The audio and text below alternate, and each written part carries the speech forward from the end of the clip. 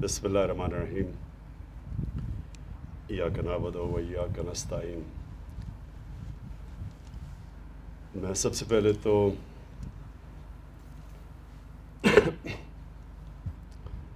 عامر آپ کو اور سی ڈی اے کو اس پروجیکٹ کی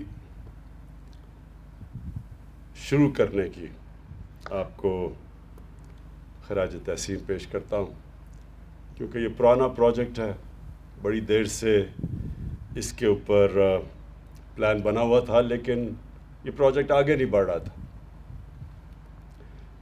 جو ہمارے خاص طور پہ اسلام آباد میں رہنے والے لوگ ہیں، میں ان کو پہلے ایک چیز یہ بتانا چاہتا ہوں کہ اسلام آباد میں یہ کیوں ضرورت ہے ہمیں اب انفراسٹرکچر کو ٹھیک کرنے کی، سڑکیں بنانے کی۔ پچھلے 20 سال میں اسلام آباد کی آبادی 1.5 گنا زیادہ بڑھی ہے۔ یعنی اگر یہ سوچیں کہ اگر اسلام آباد کی آبادی فرض کریں کہ اگر 1 لاکھ تھی آج سے 20 سال پہلے، تو یہ آج آبادی پہنچ گئی ہے 2.5 لاکھ پہ۔ تو یہ جب ایک آبادی 1.5 لاکھ بڑھتی ہے تو اس کا مطلب کہ انفراسٹرکچر بھی اس کے ساتھ بڑھنا چاہیے، نہیں تو یہاں سڑکوں اور کئی سڑکوں کے اوپر آپ دیکھ رہے ہیں کہ پریشر پڑنا شروع ہو گیا ہے اور یہ بڑھتا جائے گا۔ تو یہ جو رنگ روڈ کا کانسیپٹ ہے یہ بڑا اچھا ہے۔ یہ ہر دنیا کے شہروں میں رنگ روڈ ہوتے ہیں، کیونکہ ہیوی ٹریفک کو وہ شہر سے باہر نکالنے کی کوشش کرتے ہیں، کیونکہ ہیوی ٹریفک جب چلتا ہے تو اس کے بڑے پرابلمس شہر کے اندر ہوتے ہیں۔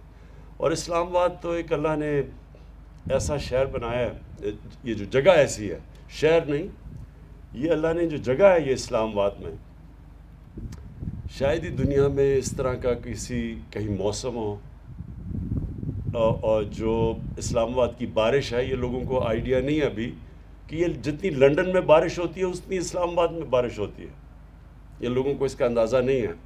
یہ اور بات ہے کہ ہمارے زیادہ تر بارش آتی ہے برسات میں، لیکن یہ جو شہر ہے اس کی خوبصورتی، کیونکہ ہمالیہ کی پہاڑیاں یہاں سے شروع ہو جاتی ہیں، مرغلہ ساتھ ہے، جو اس کے جو موسم ہے اس میں گرمی کم پڑتی ہے، اس کے موسم زیادہ ہیں، اس میں ہرا بہت ہے اسلام آباد۔ تو اس لیے مجھے یہ بھی ہے کہ اسلام آباد کے لوگ خاص طور پہ فکر کرتے ہیں ماحولیات کی، انوائرمنٹ کی، کہ جب بھی آپ کچھ کریں تو ماحولیات کو پروٹیکٹ کیا جائے۔ تو پہلے تو یہ ساروں کو اس چیز کا یقین دلوانا چاہتا ہوں کہ اگر پاکستان کی تاریخ میں کوئی بھی حکومت اپنی ماحولیات کی فکر کرتی ہے اور کسی نے کی ہے تو وہ یہ موجودہ حکومت ہے۔ آج تک یہاں درخت کٹے ہی ہیں، کسی نے درخت لگائے نہیں ہیں۔ میں نے انہیں کہا کہ ہمیں بتائیں کہ اب تک جب سے پاکستان بنا ہم نے کتنے درخت لگائے ہیں، تو پتہ چلا کہ صرف ہم نے 60 کروڑ درخت لگائے ہیں پاکستان جب سے بنا ہے۔ اور جو انگریزوں کے بنائے ہوئے جنگلات تھے، بڑے جنگل تھے، یہ چھانگا مانگا یا میاں والی میں کندیاں، بہت بڑا جنگل تھا کندیا میں، پھر چیچا وطنی، دیپال پور، یا بڑے جنگل انگریزوں نے بنائے ہوئے تھے، خاص اگائے تھے۔ لیکن افسوس سے کہنا پڑتا ہے کہ ان سب کو ہمارے جب سے پاکستان بنا یہ سارے جنگل بجائے اور ہمیں جنگلوں کے لیے جگہ بناتے اور جنگل اگاتے، انہی جنگلوں کو ہم نے ختم کر دیا۔ ایک 80% چھانگا مانگا میں جو پرانے درخت تھے وہ سب کاٹ دیے، کندیاں کا سارا جنگل ہی غائب ہو گیا جو ہمیں یاد ہے بچپن سے۔ ہم نے بڑا ظلم کیا اپنے ملک کے ساتھ، اور اب بدقسمتی سے اس کے بڑے اثرات ہیں اس ملک کی آنے والی جو ہماری جنریشن ہے، جو ہماری نسلیں ہیں۔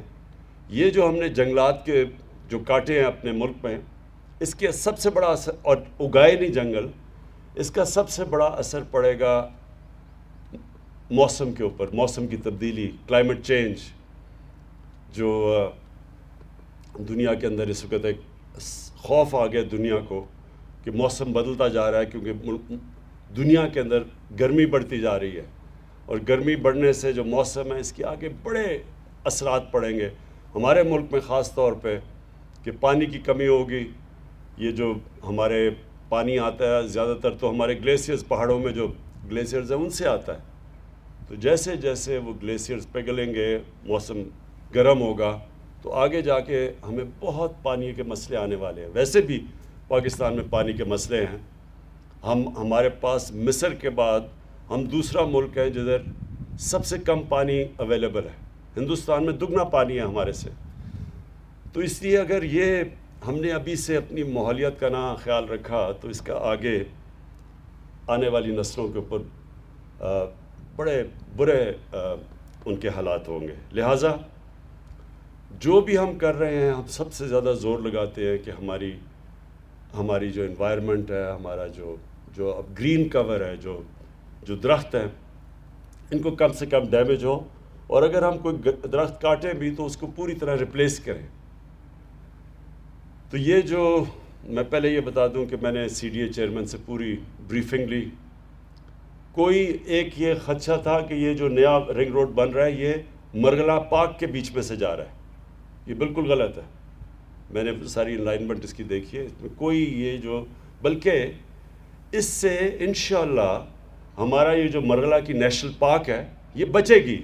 اور یہ بچے گی کیسے؟ کیونکہ یہ اب یہ جو سڑک ہوگی ایک قسم کی دیوار بن جائے گی کہ اس کے پارک کے اوپر کوئی کسی قسم کی انکروچمنٹ نہ ہو. افسوس سے مجھے کہنا پڑتا ہے کہ ہمارے ہر ایریاز کے اندر جو ہمارے پارکس ہیں ان میں بڑی تیزی سے انکروچمنٹ ہوئی ہے پچھلے 20 سال میں. تو یہ ایک دفعہ یہ جب سڑک بن جائے گی تو یہ ساری جو نیشنل پارک ہے اس کی اس طرف رہ جائے گی، وہ بچ جائے گی. اور سب سے بڑی بات یہ کہ ٹورزم کے لیے بھی بڑا فائدہ ہوگا. یہ ہمارا جو سارا ٹریفک پھنس جاتا ہے جا کے باراکاؤ میں، جو بھی گرمیوں میں اب بڑا جب گلیات میں ٹریفک جاتا ہے تو وہاں بڑے میلوں کے ٹریفک جیمز ہو جاتے ہیں، کیونکہ وہاں باٹل نیک ہے. تو اس سے وہ بھی اسے بائی پاس کر جائے گا. وہ بہت بڑا فائدہ ہوگا لوگوں کے لیے اور سہولت پیدا کرے گا. اور ادھر سے بھی جو لاہور سے ٹریفک آ رہا ہوگا، ادھر پیچھے سے پنجاب سے آ رہا ہوگا، وہ بھی سب کچھ بائی پاس کر جائے گا، جو اب تک سارا ٹریفک پہلے شہر میں آتا ہے. تو اس سے انشاءاللہ اسلام آباد میں بہت آگے جاتے ہیں. جس طرح ہماری آبادی بڑھتی جا رہی ہے، یہ جو رنگ روڈ ہے یہ سارے معاملات، یہ جو کنجیشن ہے اس کا انشاءاللہ یہ مسئلہ حل کرے گا. میں آخر میں صرف ایک چھوٹی بات کرنا چاہتا ہوں کہ ہمارے ملک میں بڑی بدقسمتی ہے کہ کئی دفعہ ہماری پولیٹیکل پارٹیز بھی، کئی دینی جماعتیں اسلام کو غلط استعمال کرتی ہیں، اور ایسا استعمال کرتی ہیں کہ اپنے ملک کو ہی نقصان پہنچا دیتی ہیں، اور دوسروں کو تو کوئی فرق پڑتا نہیں ہے، لیکن اپنے لوگوں کو ہم اپنے ملک کو نقصان پہنچا دیتے ہیں. اس ملک کے اندر میں آپ کو واضح کر دوں کہ جو ہمارے لوگ ہیں وہ سب نبی صلی اللہ علیہ وسلم سے پیار کرتے ہیں. یہ وہ ملک ہے جو اسلام کے نام پہ بنا تھا، جس کا نعرہ تھا پاکستان کا مطلب کیا، لا الہ الا اللہ. اور میں نے کہیں بھی اس طرح کا اپنے دین سے لگاؤ اور اپنے نبی صلی اللہ علیہ وسلم سے عشق میں نے کسی ملک میں ایسا نہیں دیکھا جو ہمارے ملک میں. تو پہلے تو سب کو ایک بات بتا دوں کہ ہم سب کا مقصد ایک ہے. یہاں ووٹنگ کروا لیں، ساری قوم پوچھ لیں لوگوں سے، تو کوئی بھی، اور باقی ملکوں میں بھی ووٹنگ کروائیں، میں آپ کو یقین سے کہتا ہوں کہ یہ لوگ سب سے زیادہ آپ کو دیکھیں گے کہ اپنے دین سے بھی پیار کرتے ہیں اور اپنے نبی سے بھی. تو مجھے سر افسوس یہ ہوتا ہے کہ کئی دفعہ اس پیار کو غلط استعمال کیا جاتا ہے کیا حکومت کو فکر نہیں ہے اس چیز کی کہ جب ہمارے نبی صلی اللہ علیہ وسلم کی شان میں گستاخی ہوتی ہے تو کیا ہمیں تکلیف نہیں ہوتی؟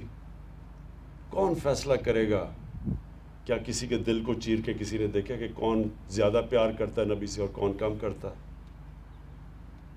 تو یہ اس کو جب استعمال کرتے ہیں غلط طریقے سے، ہم کوئی اپنے دین کو فائدہ نہیں پہنچا رہے. ہم جس ملک میں جرم ہوتا ہے ان کو نقصان نہیں پہنچا رہے، ہم اپنے آپ کو نقصان پہنچاتے ہیں. یہ میں آج آپ کو یقین دلا دوں کہ میرا اپنی قوم سے وعدہ ہے، اپنے لوگوں سے، کہ کوئی بھی پاکستان کی تاریخ میں اگر اس کے لیے دنیا میں کیمپین چلائے گا، اور انشاءاللہ ایک وقت وہ آئے گا کہ کسی کی مغرب کے ملکوں میں بھی لوگوں کو کسی کو خوف آئے گا کہ ہمارے نبی صلی اللہ علیہ وسلم کی شان میں گستاخی کرے، وہ اس لیے کہ اس کے لیے کیمپین کی ضرورت ہے. یہ ملک میں مظاہرے کر کے توڑ پھوڑ کر کے کوئی فرق نہیں پڑے گا. مغرب کے اندر جدھر یہ گستاخی ہوتی ہے ان کو کوئی نقصان نہیں پہنچ رہا، اپنے آپ کو کر رہے ہیں. لیکن جو کیمپین میں چلاؤں گا، اور انشاءاللہ شروع کر دیا میں نے کیمپین، مسلمان ملکوں کو ساتھ ملا کے، ہیڈز آف سٹیٹ جو مسلمان ملکوں کے سربراہ ہیں ان کو ساتھ ملا کے، ان کے ساتھ پر ہم پوری طرح اپنا کیس پریزنٹ کریں گے، اور کر رہے ہیں یونائٹڈ نیشنز میں، یورپین یونین میں.